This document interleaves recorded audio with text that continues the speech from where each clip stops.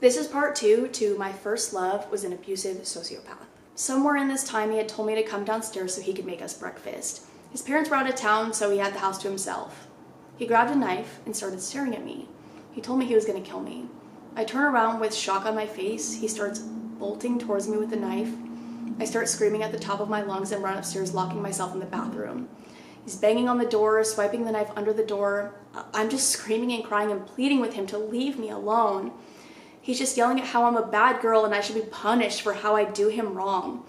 Eventually, I convinced him to give me the knife under the door, and I open it only for him to hug me and tell me he's sorry and that he would never hurt me. I had fallen pregnant around this time after midterms my senior year. He told me I had to get an abortion and he could never see me as a mother. My mom agreed with him and I ended up miscarrying around 6 or 7 weeks. We stopped talking for a while but continued to be on and off. Around this time, he had parked outside my friend's house and blared his horn, making my friend's parents almost call the cops. They told me this wasn't normal and I needed to go home. He told me often he would kill himself if I didn't take him back. Fast forward about 6 months later, he had cheated a lot again and I always took him back. I had seen a couple men and went on some dates. It was at this time I started dating one of my distant guy friends, D. We started hanging out and I had to turn off my location and park my car far away. M ended up finding out who I was seeing, so he proceeded to tell me all of D's past and how horrible he was. How he would just cheat on me and hurt me and he was just after sex and using me. At this point though, D had been nothing but sweet and loving and appreciative of me. We were more of best friends than even together. I never slept with him or anything like that, but M was convinced. One day, D found out I was still talking and hanging out with M, and he threatened to never talk to me again if I didn't stop. So I stopped. For about 4 months, it was peaceful, until D and I broke up and M started stalking me. He would wait outside my job, my house, anywhere. He would follow my car and he would sit inside my job. He had been doing this since I met him. This time it was just 24/7 instead of once a week. And he would tell me he was making sure I was safe. He would use sex against me all the time. He would say if I ever had sex with anyone that I was unclean and dirty and he would never touch me again. I would be useless and he would tell everyone how much of a slut I was.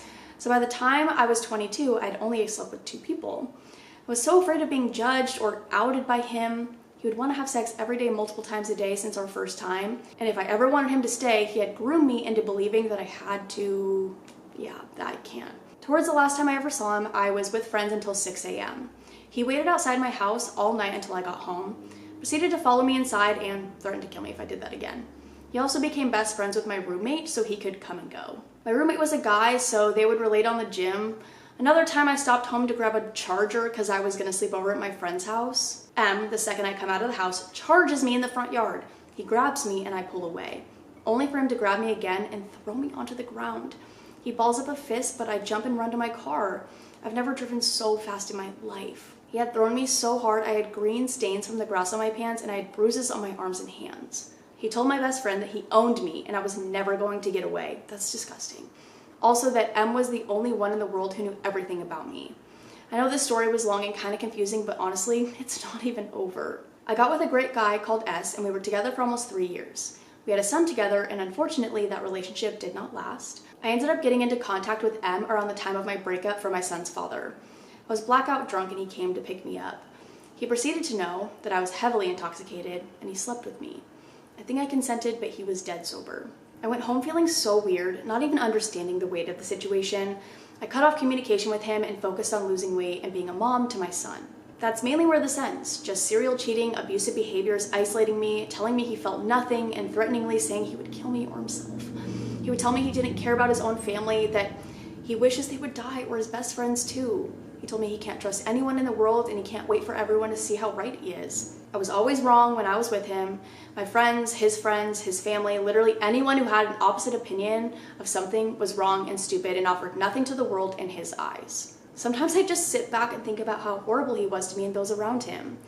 When I met up with him after the 3 years, I felt like he would be different, but he took advantage of me and still acted as if he owned me. He still reaches out to me every once in a while, but I ignore him or I block him. Mind you, it's been 5 years since I met him, and 3.5 years since I stopped letting him into my life. The last situation was almost 2 years ago. I can finally say I'm free. If you take anything from this story, take this. That boy that says he loves you but hurts you every day, mentally or physically, does not love you. He's using you so he can feel normal or he can feel satisfaction. Please leave and never look back. I love all you DV survivors. It gets better and you do find someone who loves you. Lastly, M, let's not ever meet again. If I ever see you, it will be too soon. I am so fucking sorry that you went through that. Like, I can't even, I actually can't even, like, I have, like, no words, because that is one of the worst things I think I've ever read. Like, genuinely. And I hope you are living in such peace now with a man who actually fucking deserves your love. Like, oh my God. And I hope your son is, like, beautiful and happy and thriving, and I hope you are too. And oh my God, I just can't. I hate him. I'm gonna kill him. Now I'm threatening. But that's all I'm gonna read for now. I hope you guys enjoyed. If you have any other stories you want to share with me or the community, I will have my subreddit linked down below. And I will see you in the next one. Bye.